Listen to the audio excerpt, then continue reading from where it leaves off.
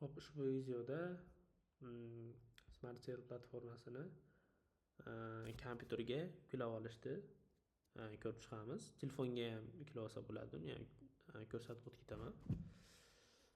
Hop, buning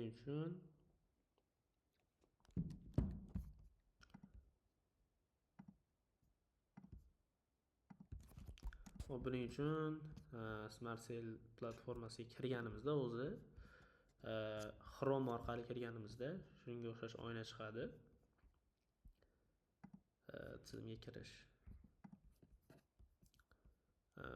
va shu yerdan o'rnatish degan tugmani bosamiz.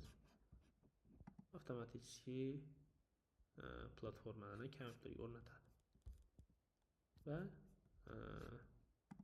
shu yerda o'zidan tizimga kirish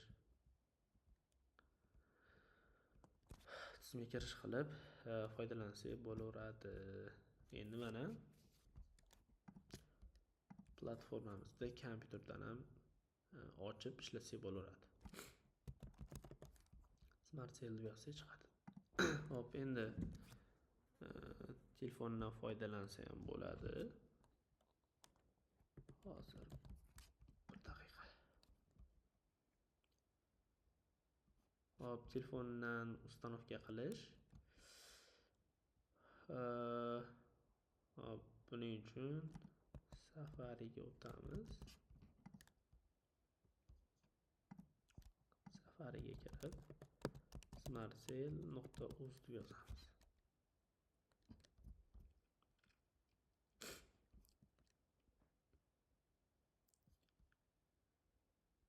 Va bizda shunga o'xshash oyna chiqadi, lekin telefondacha boshqacharoq. 3 ta nuqtani, ya'ni menyuni ochib olamiz. Saytga kirib turib share, ya'ni поделиться degan tugmani bosganimizda shu oyna chiqadi. Hop, endi bu yerdan pastga tushib add to home screen, ya'ni добавить в основной ekran degan bo'ladi ruschada. Lekin mana shu plus belgisi bor tugmacha.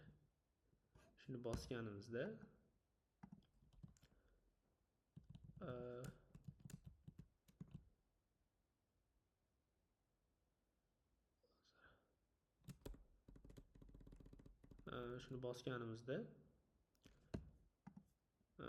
mana shu narsa chiqadi. Keyin add qilib turib asosiy ekranga qo'shib olamiz. Androidda jicha boshqacharoq bo'ladi.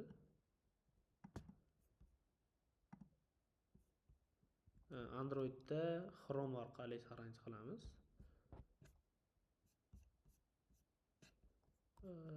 Chrome mana. Bunda Chrome orqali kirganimizda bu ham o'xshashroq bo'ladi. home screen qilib, ya'ni добавить основной ekran qilib qo'shib olamiz. Androidda ham shunga o'xshash bo'ladi. Ulash qilib turib qo'shib olsak bo'ladi. Endi nimaga Play Marketga yoki App Store'ga qo'yilmagan degan savol tug'ilishi mumkin.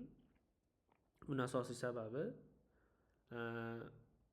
Android Play Store'ga yoki App Store'ga qo'yilgan programmalarni razmeri, ya'ni katta bo'ladi, megabayt katta bo'ladi. Shuni hisobiga qotish ehtimoli bor yoki kuchli bo'lmagan telefonlarda tez ishlamaydi. Lekin biz platformani shunaqa qilib yozganmizki, kompyuterda ham, telefonda ham bir xilda ishlaydi va o'ta ham kam joy oladi va tezligi shuni hisobiga pasayib ketmaydi, telefonni qotirmaydi.